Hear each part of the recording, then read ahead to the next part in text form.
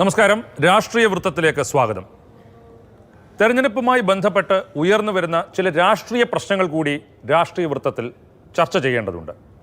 കഴിഞ്ഞ തദ്ദേശ ഭരണ തെരഞ്ഞെടുപ്പിന് തൊട്ടു മുൻപായി ശബരിമല സ്വർണ്ണക്കൊള്ളയുമായി ബന്ധപ്പെട്ടുണ്ടായ വിവാദം വലിയ രീതിയിൽ തെരഞ്ഞെടുപ്പിനെ സ്വാധീനിച്ചു എന്നാണ് കരുതപ്പെടുന്നത്. അതിൻ്റെ അലയൊലികൾ അവസാനിച്ചു എന്ന് കരുതിയിരിക്കുമ്പോഴാണ് ശബരിമല അയ്യപ്പ സംഘവുമായി ബന്ധപ്പെട്ട പുതിയ വാർത്തകൾ ഉയർന്നു വരുന്നത്. ഇത് ഈ വരുന്ന നിയമസഭാ തെരഞ്ഞെടുപ്പിനെ സ്വാധീനിക്കുമോ? ഉണ്ടെങ്കിൽ ഏത് തരത്തിലായിരിക്കും?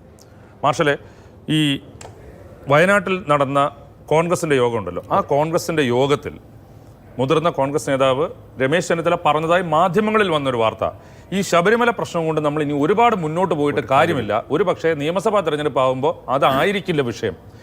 ശരിയാണ്. അങ്ങനെ ഇരിക്കുമ്പോഴാണ് ഈ അയ്യപ്പ സംഗമം സംബന്ധിച്ച് പുതിയ വാർത്തകൾ വരുന്നത്. ഇത് ഈ നിയമസഭാ തെരഞ്ഞെടുപ്പിൽ ഏത് രീതിയിൽ സ്വാധീനിക്കും? സ്വാഭാവികമായിട്ടും UDF സംബന്ധിച്ചോളം ഇതൊരു രാഷ്ട്രീയ വിഷയം കൂടിയാണ്.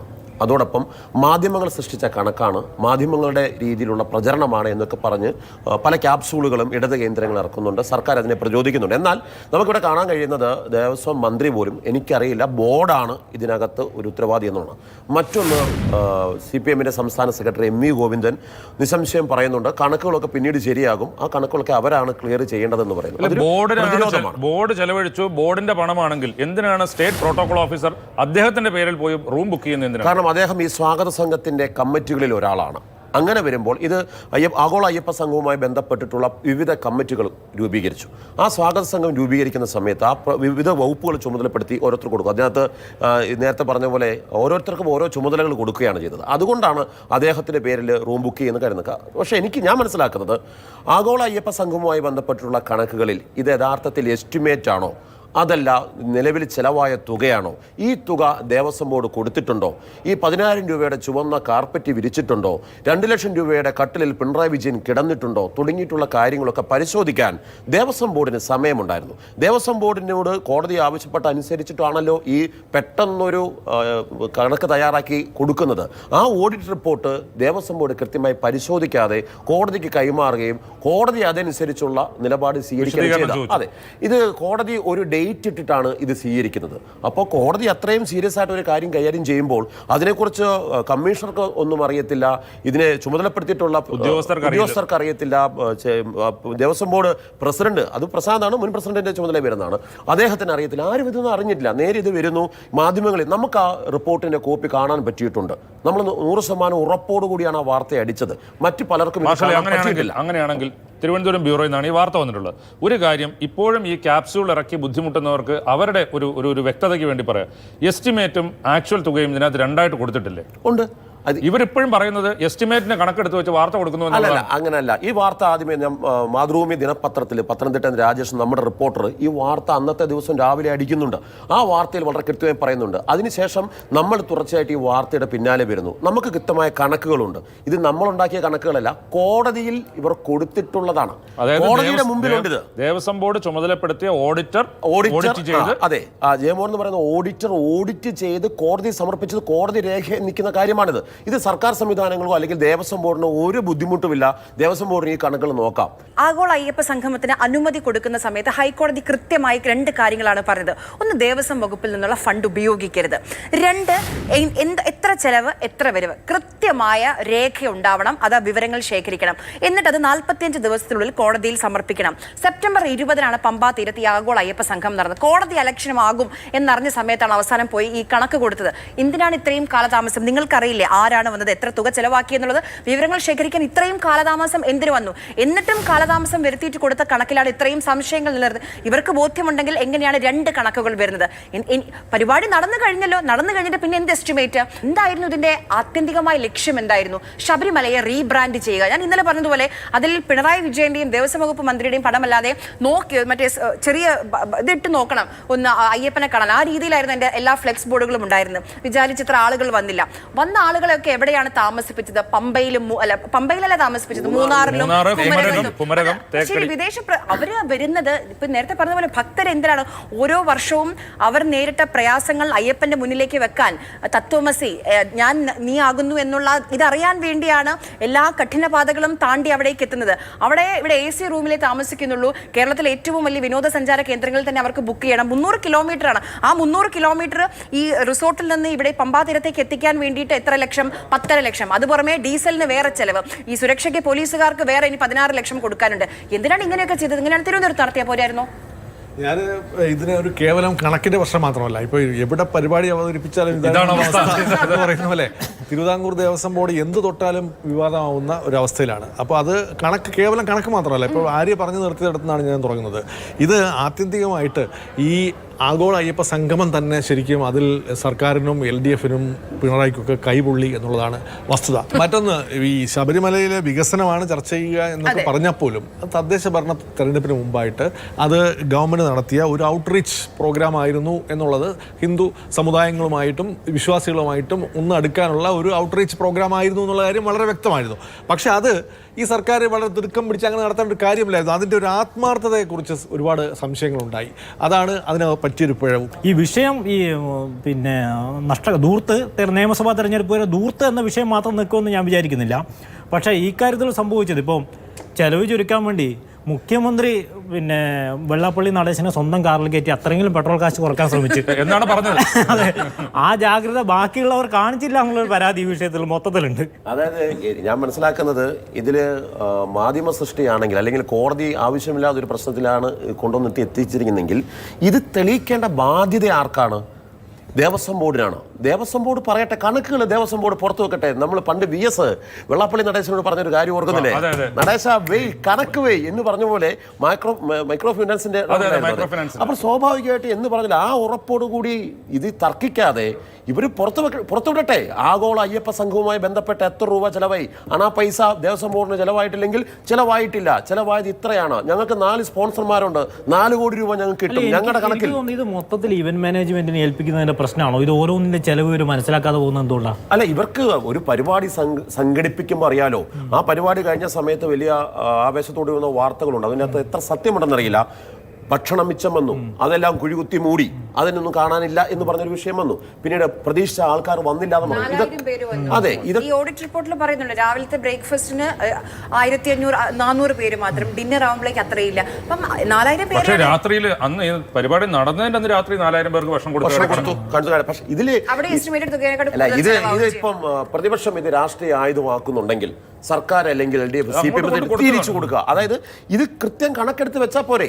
ഈ കൃത്യം കണക്കെടുത്ത് വെച്ച് കഴിയുമ്പോൾ ഈ പ്രശ്നം അവസാനിക്കില്ലേ? പാർട്ടി അംഗങ്ങളിൽ നിന്ന് മാത്രം പിരിക്കുന്ന പണത്തിൻ്റെതാണെങ്കിൽ പാർട്ടി അംഗങ്ങളോട് പറഞ്ഞാൽ മതി. പൊതുജനങ്ങളോട് പിരിക്കുന്നതാണെങ്കിൽ പൊതുജനങ്ങളുടെ അടുത്ത് കണക്ക് പറയേണ്ടത് തന്നെയാണ്. അത് വേറെ വിഷയം. അല്ല, അത് ബഹുജനവും പൊതുജനവും രണ്ടാണെന്ന് ഞാൻ തർക്കിക്കും. അത് പോട്ടെ. എന്നാലും ഞാൻ പറയുന്ന പൊസിഷൻ ഇത്രയേ ഉള്ളൂ. ഇതിൽ സ്പോൺസർമാരെ കണ്ടെത്തിയിട്ടുണ്ട് ദേവസ്വം ബോർഡ്. ഉത്തരവാദിത്തപ്പെട്ട ഒരു ദേവസ്വം ബോർഡ് സ്പോൺസർമാരെ കണ്ടെത്തുമ്പോൾ അവർ ആരാണെന്ന് ഇവർ വെളിപ്പെടുത്തേണ്ടതുണ്ട്. വിവരാവകാശ രേഖകൾ എത്ര എണ്ണമെന്നറിയോ വന്ന് കിടക്കുന്നത്? ഇതിനെല്ലാം കാര്യം കൃത്യമായി കൊടുക്കേണ്ടതല്ലേ? അപ്പോൾ ഇവർ പറയട്ടെ, ഇത്ര പേര് സ്പോൺസർമാരുണ്ടായി, ദേവസ്വം ബോർഡിന് ചിലവുണ്ടായിട്ടില്ല, അദാനിയോ അംബാനിയോ ആരാണോ കാശ് കൊടുത്തത് അവർ കാശ് തന്നിട്ടുണ്ട്, അതനുസരിച്ച് ഞങ്ങൾ ചെയ്തു. ഈ ഒരു സ്പോൺസർമാരുടെ നിന്ന് തുക വാങ്ങിയതിന് ശേഷം ജനങ്ങൾക്ക് ബാധ്യതയില്ലാത്ത പണമാണെങ്കിൽ ഇവർ തേക്കടി താമസിച്ചോട്ടെ. ഇവർ പിണറായി വിജയൻ 2 ലക്ഷത്തിൻ്റെ ബെഡിൽ കടന്നോട്ട് അതിനൊന്നും തടസ്സമില്ല. പക്ഷേ പറഞ്ഞ തുക എങ്ങനെയാണെന്നുള്ള കണക്ക് വെക്കാൻ ഇവർക്ക് പറ്റുന്നില്ല എന്നുള്ളതാണ് രാഷ്ട്രീയ ആയുധമാകുക. കണക്കിൽ സുതാര്യത ഇല്ലായ്മയാണ് ഇവിടുത്തെ ഏറ്റവും പ്രധാനപ്പെട്ട പ്രശ്നം. അയ്യപ്പ സംഗമം സംഘടിപ്പിച്ച് അത് അയ്യപ്പനെ അല്ലെങ്കിൽ ദേവസ്വം ബോർഡുമായിട്ട് ബന്ധപ്പെട്ട് നേരത്തെ പറഞ്ഞതുപോലെ ഇത് റീബ്രാൻഡ് ചെയ്യാൻ അല്ലെങ്കിൽ ലോകത്ത് മൊത്തം ഈ സന്ദേശം എത്തിക്കാൻ വേണ്ടിയിട്ടൊക്കെ ശ്രമിച്ചതാണ്. പക്ഷേ അത് അതിനേക്കാൾ വലിയ കുരുക്കായി ഒരുപാട് ചോദ്യങ്ങൾക്ക് ഉത്തരം പറയേണ്ട അവസ്ഥയായി. പ്രമേഷ്, എന്താണ് മറ്റ് രാഷ്ട്രീയ വാർത്തകൾ? എന്താ? ഞാൻ മലപ്പുറം ജില്ലയിലും അല്ലെങ്കിൽ കോഴിക്കോടും CPM പലപ്പോഴും സ്വതന്ത്ര സ്ഥാനാർത്ഥികളെ മത്സരിപ്പിക്കാറുണ്ട്. പ്രത്യേകിച്ച് ലീഗിൻ്റെ തട്ടകമായ മലപ്പുറത്ത് KT ജലീൽ അങ്ങനെ ലീഗിൽ നിന്ന് വിമതനായി വന്ന് മത്സരിച്ച് കുറ്റിപ്പുറത്ത് ആദ്യ തവണ തന്നെ പി.കെ. കുഞ്ഞാലിക്കുട്ടിയെ മലർത്തിയടിച്ച് പിന്നീട് 3 തെരഞ്ഞെടുപ്പുകളിൽ, ആദ്യം കുറ്റിപ്പുറത്തായിരുന്നു, പിന്നീട് 3 തെരഞ്ഞെടുപ്പുകളിൽ താവനൂരിൽ വിജയിച്ചു വന്നു. താനൂരിൽ അബ്ദുറഹ്മാൻ കഴിഞ്ഞ തവണ വിജയിച്ചു, അദ്ദേഹം മന്ത്രിയായി. 2 തവണ വിജയിച്ചു, അദ്ദേഹം ഇപ്പോൾ മന്ത്രിസഭയിൽ അംഗമാണ്. അതുപോലെ തന്നെ 1-2 പേരെ മത്സരിപ്പിച്ചിരുന്നു. ഇപ്പോൾ കഴിഞ്ഞ തവണ പെരിന്തൽമണ്ണയിൽ 38 വോട്ടിനാണ് അദ്ദേഹം പരാജയപ്പെട്ടത്. അത് പോയി. അപ്പോൾ ഇവരെല്ലാം വീണ്ടും മത്സരിക്കുമോ എന്നുള്ളതാണ് എൻ്റെ ചോദ്യം. അതിനകത്ത് KT ജലീൽ പരസ്യമായിട്ട് മത്സരരംഗത്തില്ല എന്നൊക്കെ പറയുന്നുണ്ടെങ്കിലും അദ്ദേഹം പാർട്ടി പറഞ്ഞാൽ എല്ലാ കാലത്തേക്കും മത്സരിക്കാൻ ഞാൻ കോൺഗ്രസ് അല്ല എന്നൊക്കെ അദ്ദേഹം പറയുന്നുണ്ട്. പക്ഷെ പറയുന്നുണ്ട് പാർട്ടി പറഞ്ഞാൽ മത്സരിക്കും എന്ന് പറയുന്നുണ്ട്. അദ്ദേഹത്തിന് മത്സരിക്കാൻ താല്പര്യമുണ്ട് എന്നാണ് മനസ്സിലാക്കുന്നത്. തവനൂർ തന്നെ അദ്ദേഹം പാർട്ടി പറഞ്ഞാൽ മത്സരിക്കുകയും ചെയ്യും. പക്ഷേ ഇപ്പോഴത്തെ സാഹചര്യത്തിൽ മുസ്ലിം ലീഗിന് മലപ്പുറം ജില്ലയിൽ വളരെ വ്യക്തമായ സ്വാധീനമുണ്ട്, സ്വാധീനം കൂടുതലുണ്ട്. അതുകൊണ്ട് തന്നെ തവനൂർ അടക്കമുള്ള മണ്ഡലങ്ങളിൽ KT ജലീൽ മത്സരിച്ചാൽ പോലും അത്ര വിജയം അനായാസമായി സംഭവിക്കുമോ എന്നുള്ള കാര്യത്തിൽ സംശയമുണ്ട്. പൊന്നാനി ഒഴിച്ച് ബാക്കി 16 മണ്ഡലങ്ങളിൽ 16 മണ്ഡലങ്ങളിൽ ഭൂരിഭാഗം മണ്ഡലങ്ങളിലും മുസ്ലിം ലീഗിന് ഇപ്പോൾ കഴിഞ്ഞ തദ്ദേശ ഭരണ തെരഞ്ഞെടുപ്പ് നോക്കുകയാണെങ്കിൽ അവിടെ ജില്ലാ പഞ്ചായത്തിൽ പ്രതിപക്ഷം പോലുമില്ല. അങ്ങനെയുള്ള വിജയമാണ് ഇപ്പോൾ അവിടെ UDF കരസ്ഥമാക്കിയിരിക്കുന്നത്. ആ സാഹചര്യത്തിൽ KT ജലീൽ മത്സരിച്ചാൽ KT ജലീൽ, താനൂരിൽ അബ്ദുറഹ്മാൻ ഇവരുടെയൊക്കെ വിജയം എങ്ങനെയായിരിക്കും എന്നുള്ളൊരു സംശയമുണ്ട്. അതോടൊപ്പം തന്നെ PT റഹീം കുന്നമംഗലത്ത് കഴിഞ്ഞ തവണ 2 തവണ തുടർച്ചയായി ജയിച്ചു. അദ്ദേഹവും ഇത്തവണ മത്സരിക്കാൻ രംഗത്തുണ്ട്. 3 തവണ മത്സരിച്ചു, 3 തവണയും ജയിച്ചു. അപ്പോൾ അദ്ദേഹം വീണ്ടും മത്സരിക്കാൻ തയ്യാറാണ്. അദ്ദേഹം ഇനിയിപ്പോൾ LDF സർക്കാർ വന്നു കഴിഞ്ഞാൽ ഇതിൽ ഒരു സ്വതന്ത്രൻ മന്ത്രിയാവുന്ന ഇതനുസരിച്ചിട്ട് ആ ക്രമം അനുസരിച്ച് അദ്ദേഹത്തിനാണ് എന്നൊക്കെ കൊടുവള്ളിക്ക് മാറുമെന്നൊക്കെ. കൊടുവള്ളിയിൽ കാരാട്ട് റസാക്ക് മത്സരിക്കുന്നില്ല. അദ്ദേഹത്തിന് ചില പ്രശ്നങ്ങളുണ്ട്. അദ്ദേഹം ഗൾഫിലാണ്, അപ്പം മത്സരിക്കുന്നില്ല എന്ന് കേൾക്കുന്നു. അങ്ങനെയാണെങ്കിൽ ഈ കൊടുവള്ളിയിലേക്ക് നമ്മുടെ ഇദ്ദേഹം വരും, വരും. PK ഫിറോസ് ആണ് കൊടുവള്ളിയിൽ മത്സരിക്കാൻ വരുന്നു. അതെ, ഇദ്ദേഹം ഇല്ലെങ്കിൽ, നമ്മുടെ മുനീർ ഇല്ലെങ്കിൽ, MK മുനീർ ഇല്ലെങ്കിൽ ഫിറോസ് മത്സരിക്കാൻ വരുന്നത് കേൾക്കുന്നു. ഇതാണ് അപ്പോൾ CPM-ന്റെ ഈ സ്വതന്ത്ര സ്ഥാനാർത്ഥികൾ മലപ്പുറത്ത് മത്സരിക്കും. തവനൂരിൽ എനിക്ക് തോന്നി തദ്ദേശ തെരഞ്ഞെടുപ്പിലെ പിക്ചറിന് ശേഷമായിരിക്കും KT ജലീൽ ഞാൻ മത്സരിക്കാനില്ല എന്നുള്ളത്. കാരണം 7 പഞ്ചായത്തുകളിൽ 4 എണ്ണം അതിന് മുൻപേ തന്നെ മത്സരിക്കുന്നതിനോട് ഒരു താല്പര്യമില്ലായ്മ അദ്ദേഹം പ്രകടിപ്പിച്ചിരുന്നു. ഒരുപക്ഷെ ഈ തദ്ദേശ ഭരണ റിസൾട്ട് അത് കുറെ കൂടെ എങ്കിലും ഈ വടക്കൻ മേഖലകളിൽ പ്രത്യേകിച്ച് മലപ്പുറത്തും കോഴിക്കോടും ഒക്കെ CPM സ്വതന്ത്രന്മാരെ കണ്ടെത്തുമ്പോൾ കേൾക്കുന്ന ഒരു പഴി എന്ന് പറഞ്ഞാൽ ഇവരെല്ലാം കോടീശ്വരന്മാരാവും. ഇതെന്തുകൊണ്ട് സംഭവിക്കുമെന്നറിയില്ല. കഴിഞ്ഞ തവണ 6 പേരെ സ്വതന്ത്രമായി മത്സരിച്ചതിനകത്ത് 6 കോടീശ്വരന്മാരാണ്. ഇങ്ങനെയുള്ളവരെ അതിനകത്ത് വേറൊരു കാര്യമുണ്ട് മാർഷലെ. ഇപ്പം മലപ്പുറം പോലെ ഒരു ജില്ല, അവിടെ CPM-ന് ഈ പറയുന്ന പോലെ ജയിപ്പിക്കാൻ കഴിയുന്ന രീതിയിലുള്ള അടിത്തറ അല്ലെങ്കിൽ CPM-ന്റെ വോട്ട് ഇടതുപക്ഷ വോട്ടുകൾ കൊണ്ടില്ല. അതിന് വലിയ രീതിയിലുള്ള പണമിറക്കണം.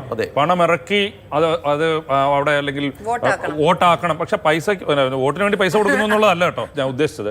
പക്ഷേ പ്രചാരണ പരിപാടികൾക്കാണെങ്കിലും അല്ലെങ്കിൽ ആളുകളെ സംഘടിപ്പിക്കുന്നതിനൊക്കെയാണെങ്കിലും വലിയ രീതിയിൽ പണമിറക്കണം. അപ്പൊ അതിന് ഇത്തരത്തിലുള്ള ആളുകൾ വേണം. പിന്നെ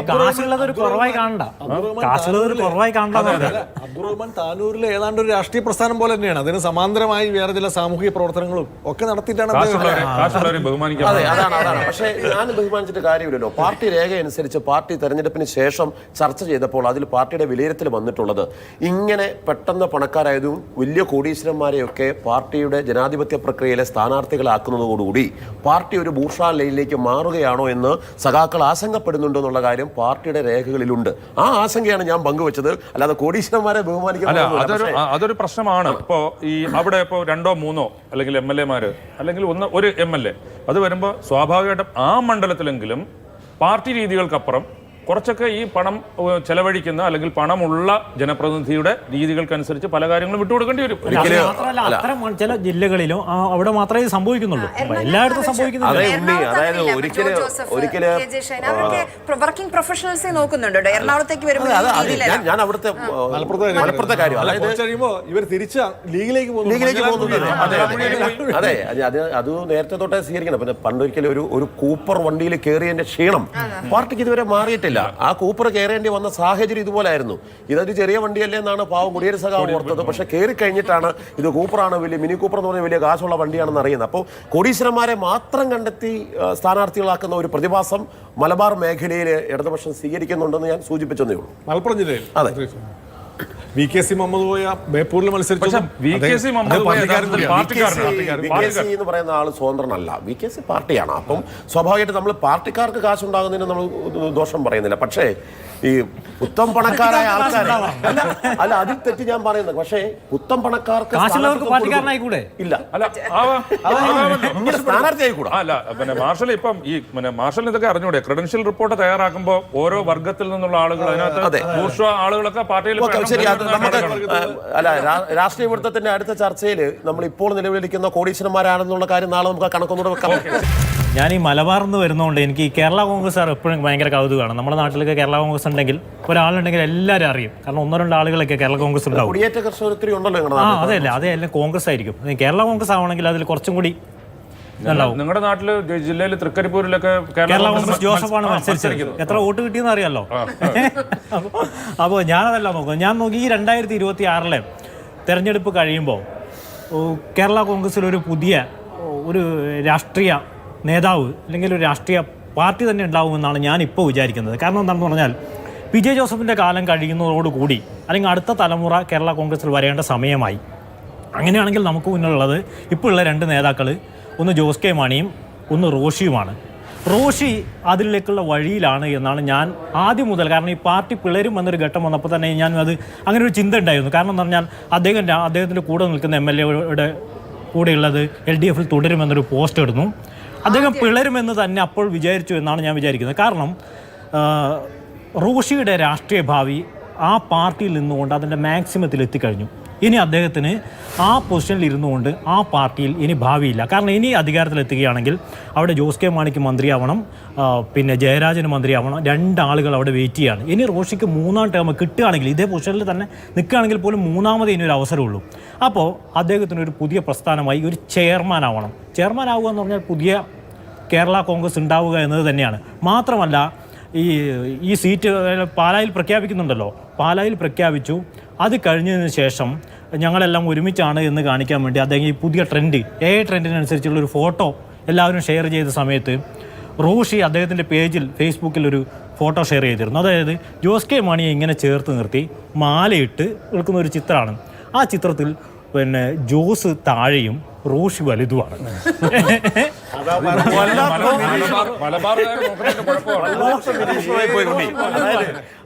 ഞാനത് മനസ്സിലാക്കുന്നത് ഇപ്പോൾ പണ്ട് അടിമാലി തുടങ്ങിയിട്ടുള്ള അടിയാണ്. അടിമാലി വെച്ച് ജോസ് മത്സരിക്കുമെന്ന് റോഷി പറയുന്നിടത്താണല്ലോ ഈ തർക്കം തുടങ്ങുന്നത്. അതിന് 2 ആഴ്ച മുമ്പ് നോക്കൂ, മാധ്യമങ്ങളെല്ലാം 2 പിളരുമോ എന്നുള്ള ചോദ്യമായിരുന്നു വന്നിരുന്നത്. ഇവർ LDF വിടുന്നു, UDF-ലേക്ക് പോകുന്നു എന്നുള്ള രീതിയിൽ ചർച്ചകൾ വന്നു. എന്നാൽ എന്തേലും സംഭവിച്ചോ? ഒന്നുമേ സംഭവിച്ചില്ല. അത് അവരിറക്കുന്ന ചെയർമാൻ ഇറക്കുന്ന ഫേസ്ബുക്ക് പോസ്റ്റിലെ ഓരോ വരികൾ പോലും പ്രശ്നമായിട്ടാണ് മാധ്യമങ്ങൾ റിപ്പോർട്ട് ചെയ്തത്. എന്നാൽ കോട്ടയത്ത് സമ്മേളനം നടത്തിയിട്ട് അവർ പാർട്ടി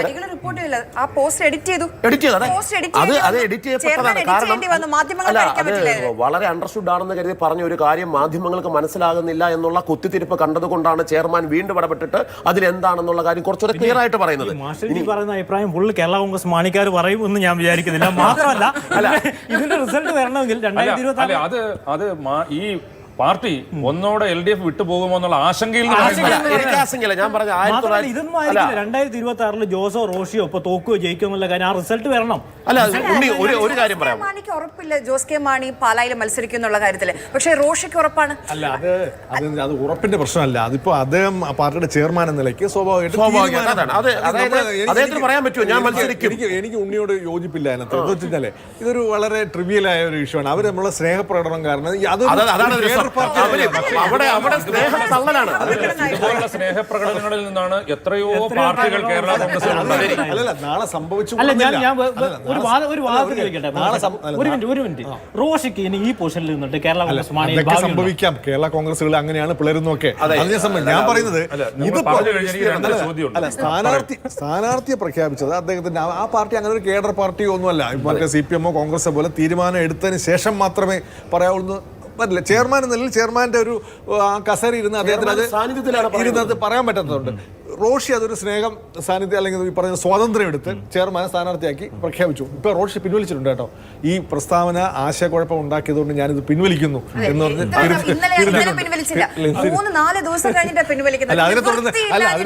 മലബാറുകാർ ഇങ്ങനെ വ്യാഖ്യാനിച്ചു. അടിമാലിയിൽ ആ പിക്ചറിൽ ഏറ്റവും രസകരമായ ആ ഫ്രെയിമിൽ ഇവർ രണ്ടുപേരും മൈക്കിന് വേണ്ടി അടികൂടുമ്പം ഇപ്പുറത്തിരിക്കുന്ന കെ ശൈലജ കേരള കോൺഗ്രസിന്റെ ചോര കുടിക്കാൻ വേണ്ടി നിൽക്കുന്ന പ്രസ്താവനയായിട്ട് മാത്രമേ ഞാൻ ഇത് കാണുള്ളൂ. കാരണം കേരള കോൺഗ്രസിനെ സംബന്ധിച്ച് ഇതൊന്നും വലിയ കാര്യമല്ല. ഇതൊന്നും വലിയ കാര്യമല്ല. കാര്യം പറഞ്ഞുതരാം. 1964 കേരള കോൺഗ്രസ് രൂപീകരിച്ച് 65 അവര് കേരള രാഷ്ട്രീയത്തിലേക്ക് നടന്നു വരുമ്പോൾ ഒരു മുന്നണിയിലും ഇല്ലാതെ 26 MLA-മാരുണ്ടായിരുന്ന പാർട്ടിയായിരുന്നു കേരള കോൺഗ്രസ്. അന്നത്തെ ചിഹ്നം കുതിര. പിന്നീട് ആ കുതിര മാറി. ജോസഫ് പിരിയുന്ന സമയത്ത് ജോസഫിന് എന്ത് കിട്ടി? ആന കിട്ടി. മാണിക്ക് എന്ത് കിട്ടി? കുതിര കിട്ടി. കുതിരയും ആനയുമായി പോയ ഇവർക്ക് പിന്നീട് എന്താ സംഭവിച്ചത്? 2 കാരണം അത് 90-ലെ പക്ഷിമൃഗാദികൾ പാടില്ല എന്ന് തെരഞ്ഞെടുപ്പ് കമ്മീഷൻ പറഞ്ഞപ്പോൾ ഇവർക്ക് 2 ജോസഫ് നേരെ എന്ത് ചെയ്തു? സൈക്കിൾ എടുത്തു. അങ്ങനെ പിരിഞ്ഞു പോയ ഇവർക്ക് ഇന്ന് 6 കേരള കോൺഗ്രസുകളുണ്ട് നിലവിൽ അംഗീകാരമുള്ളത്. ഇവർക്ക് എത്ര MLA-മാരുണ്ട്? ഇവർക്ക് 10-ൽ താഴെ. ഇവിടുന്ന് എല്ലാം പിടിച്ചു നോക്കി. KB ഗണേഷ് കുമാർ, അനു ജേക്കബ്, ഇവിടുത്തെ 5, അവിടുത്തെ 2 കൂട്ടി നോക്കൂ, 9 പേര് നിൽക്കുന്നു. ഇവര് 6 പാർട്ടികളിലായിട്ട് 9 പേര് നിൽക്കുന്ന കേരള കോൺഗ്രസ് വീണ്ടും പിളരുമെന്ന് പറയുന്നത് എന്തടിസ്ഥാനത്തിലാണെന്നാണ് കേരള കോൺഗ്രസ്സുകാർ ചോദിക്കുന്നത്. അല്ലല്ല മാർഷലെ, വളരും തോറും പിളർന്നത് KM-മാണി പണ്ട് പറഞ്ഞു. വളരും തോറും പിളർന്നത് പാർട്ടിയെ വളർത്തില്ല. പക്ഷെ അത് തെറ്റാണെന്ന് അത് തെറ്റാണെന്ന് കേരള കോൺഗ്രസ് കണ്ടെത്തിയിട്ടുണ്ട്. അതുകൊണ്ടാണല്ലോ ഒരു ഗതിയും പരഗതിയും ഇല്ലാതെ പക്ഷേ എന്തൊക്കെ പറഞ്ഞാലും ഇടതുമുന്നണിയുടെ 3 ജാഥകളിൽ വളരെ സജീവമായ ജാഥയായിട്ട് മധ്യമേഖല ജാഥ. അത് പറയുമ്പോൾ ഓർക്കണം, മധ്യമേഖല ജാഥ ജോസ് കെ മാണി നയിക്കില്ല എന്ന് അച്ചു നിരത്തി ഫ്ലാഷ് കൊടുത്തതാണ്. ജോസ് കെ മാണി നയിക്കില്ല. അല്ല, അദ്ദേഹത്തിന് ഒരു ബുദ്ധിമുട്ടുണ്ടാകുമെന്ന് പറഞ്ഞപ്പോൾ തന്നെ അദ്ദേഹം വരില്ല എന്ന് പറഞ്ഞു. ഞാൻ 2 കാര്യം ചോദിക്കട്ടെ. ഈ വീണ്ടും ആവർത്തിച്ച് റോഷി പറയുമ്പോൾ ജോസ് കെ മാണി ഈ മത്സരത്തിന്റെ കാര്യത്തിൽ, പാലയിലെ മത്സരത്തിന്റെ കാര്യത്തിൽ കമ്മിറ്റ് ചെയ്യാത്ത എന്താണ്? ഇത് ചെയർമാൻ എന്ന് പറയുന്ന പ്രമേഷ് പറഞ്ഞ കാര്യം ഞാൻ അംഗീകരിക്കുന്നു. പക്ഷെ അതിനേക്കാൾ കൂടുതൽ ഒരു ആത്മവിശ്വാസക്കുറവാണ് ചെയർമാന്റെ ഭാഗത്തു നിന്ന് ഞാൻ കണ്ടത്. അതിനകത്ത് പാലാ സീറ്റ് നമുക്കൊന്ന് എടുക്കേണ്ടി വരും. അപ്പോൾ അങ്ങനെയാണെങ്കിൽ KM മാണി അവസാന സമയത്ത് പാലയിൽ മത്സരിക്കുന്ന സമയത്ത് അദ്ദേഹത്തിന്റെ ഭൂരിപക്ഷം 4000 വോട്ടായിരുന്നു. അവിടെയാണ് അത് ഈ മണ്ഡല പുനർനിർണയത്തിന് തൊട്ട് ശേഷമുള്ള 4000-ആയിട്ട് മാറി.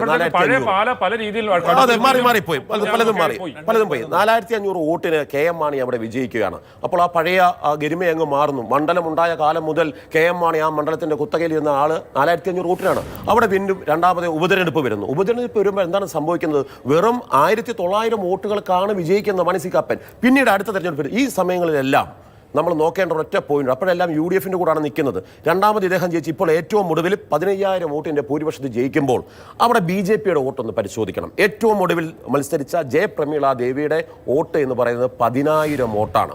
എന്നാൽ 24000 വോട്ട് അതിന് മുമ്പുള്ള സമയങ്ങളിൽ പിടിച്ച പാർട്ടിയാണ് BJP. ഹരി ഞാൻ പറഞ്ഞെടുത്തിക്കോട്ടെ. കോട്ടയത്തിന്റെ ജില്ലാ പ്രസിഡന്റ് ഹരി മത്സരിക്കുന്ന സമയത്ത് 24000-ഓളം വോട്ട് പിടിച്ചിട്ടുണ്ട്. അതിനുശേഷം വന്ന ആളും പിടിച്ചിട്ടുണ്ട്. ഇവിടുന്നെല്ലാം വന്ന വോട്ടുകളാണ് ഏറ്റവും അവസാനം ഈ 10000 വോട്ടായി കുറയുമ്പോൾ 14000 വോട്ട് കാണാനില്ല. എന്നാൽ ഇത്തവണ അവിടെ മത്സരിക്കാൻ പോകുന്നത് ഷോൺ ജോർജ് ആണ്. ഷോൺ ജോർജ് അവിടെ മത്സരിക്കാൻ പോകുമ്പോൾ ഏറ്റവും കൂടുതൽ ക്ഷീണം ഉണ്ടാകുന്ന മാണി സി കാപ്പനാണ്. ഞാൻ പാലാ എന്ന സീറ്റിനെ നോക്കി കാണുന്നത്. അല്ല, അത് ഷോണിന് പോകും. പക്ഷേ വേറെ കാര്യം ഉണ്ണി മാർഷൽ പറയുന്നതനുസരിച്ചാണെങ്കിൽ LDF-ന് ജയിക്കാനുള്ള സാധ്യത ഉണ്ടെന്നാണ് മാർഷൽ പറയുന്നത്. അപ്പോ ചെയർമാൻ എന്തുകൊണ്ട് ഈ ഒരു വെല്ലുവിളി ഏറ്റെടുത്തൂടെ? അതെ, അത് നേരത്തെ പറഞ്ഞ പോലെ ഇപ്പൊ BJP-യുടെ സംസ്ഥാന പ്രസിഡന്റ് പറയാൻ പറ്റും. മാധ്യമങ്ങൾ കുത്തിത്തിരിപ്പ് വാർത്ത കൊടുക്കാണ്. ഞാൻ പറഞ്ഞോട്ടെ പറയുന്നത് ആ പാർട്ടിക്ക് ഒരു സ്റ്റീറിംഗ് കമ്മിറ്റി ഇല്ലേ?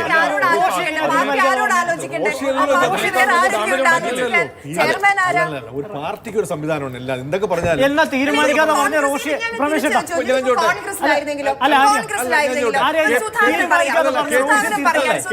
തീരുമാനിക്കാതെ പറഞ്ഞ റോഷി എന്തുകൊണ്ട് ജോസ് തീർത്തില്ല?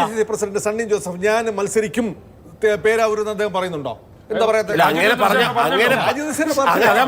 പറഞ്ഞ ഒരാൾ രാജീവ് ചന്ദ്രശേഖറാണ്. ആ രാജീവ് ചന്ദ്രശേഖർ BJP എന്ന് പറഞ്ഞ ഒരു ദേശീയ പാർട്ടിയുടെ പ്രസിഡന്റ് അങ്ങനെ പറഞ്ഞു. അദ്ദേഹത്തിന് ഇതിനെക്കുറിച്ച് ധാരണയില്ലാത്തതുകൊണ്ടാണ് ഞാൻ പറയുന്നത്. എന്നാൽ ജോസ് കെ മാണി പറഞ്ഞാൽ എന്താ അവസ്ഥ? ഞാൻ പാലയിൽ മത്സരിക്കും, ഇവൻ ഇടുക്കിയിൽ മത്സരിക്കും, അവൻ കടുത്തുരുത്തിയിൽ മത്സരിക്കും എന്നൊക്കെ പറഞ്ഞ പിന്നെ പാർട്ടി ഒരു കാര്യം കൂടെ ആ ഒരു പ്രശ്നം അവിടെ നിൽക്കട്ടെ, അതൊരു തർക്ക വിഷയമാണ്. രണ്ടാമത്തെ പ്രശ്നം, സിറ്റിംഗ് MLA-മാരുടെ കാര്യത്തിൽ തീരുമാനിച്ചിട്ടില്ല എന്ന് ചെയർമാൻ എന്തിനാ പറയുന്നത്?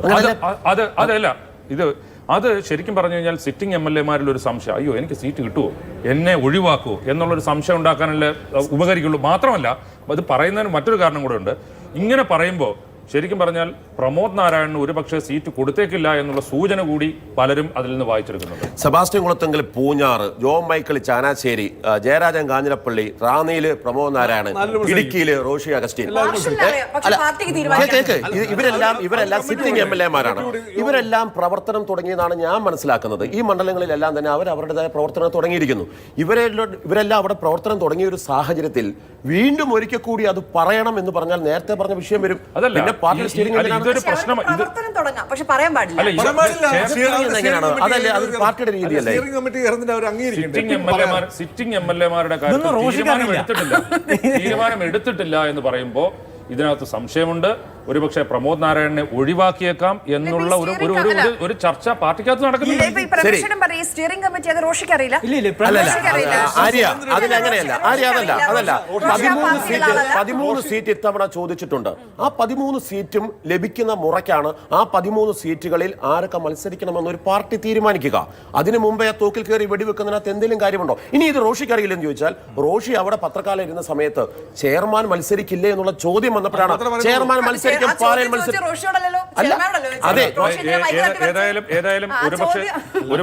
ഒരുപക്ഷെ കേരള കോൺഗ്രസിൽ ഇത് സജീവമായ ചർച്ച നടക്കുന്നുണ്ടാകാം. നമുക്ക് രാഷ്ട്രീയ വൃത്തം ഇന്ന് അവസാനിപ്പിക്കാം. വീണ്ടും കാണാം തിങ്കളാഴ്ച.